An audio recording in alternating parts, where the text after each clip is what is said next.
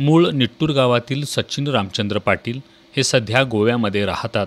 ते गोव्यातून बेकिनकेरे गावात आपल्या सासरवाडीला आले होते. बेकिनकेरे ते उचगाव रस्त्यावर त्यांचे सासरे डॉक्टर निरंजन कदम यांचं घर आहे. सचिन पाटील यांनी आपल्या सासऱ्यांच्या घराशेजारी आपली मोटार लावली होती. शनिवारी पहाटे 2 ते 3 वाजण्याच्या सुमारास हत्ती कौलगे जंगलातून खाली उतरला. डॉक्टर कदम यांच्या घराशेजारी येऊन हत्तीनं 2 पाण्याचे ड्रम फोडले. त्यानंतर त्यानं सचिन पाटील यांच्या पांढऱ्या रंगाच्या मोटारीला लक्ष केलं. गाडी सोंडेनं उचलून फेकून दिली. गाडीत सुळे घुसवल्यानं गाडीचा पत्रा फाटलाय. गाडीचा अक्षरशः चक्काचूर झालाय.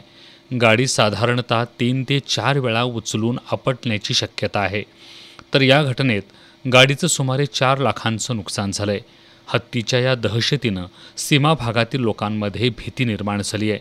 भविष्यात जीवितहानी होऊ शकते. त्यामुळं प्रशासनानं हत्तीचा बंदोबस्त करावा अशी मागणी सचिन पाटील यांनी केली आहे. फ्रायडेला जसं मी गावी आलेलो, गावी आला असता रात्री 2 ते 3च्या दरम्यान हत्तीने माझ्या गाडीची पूर्णपणे नासधूस केलेली आहे. तसेच माझे नुकसान 4 ते 5 लाखापर्यंत झालेले आहे.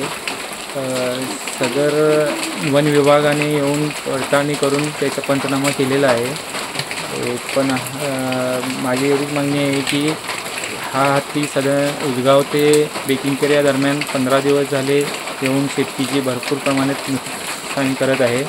तरी सरकारने इथल्या वन विभागाने लवकरात लवकर त्या हत्तीचा बंदोबस्त करावा. सध्या तरी जीवितहानी झालेली नाही आहे, पण हानी होण्याची दाट शक्यता आहे.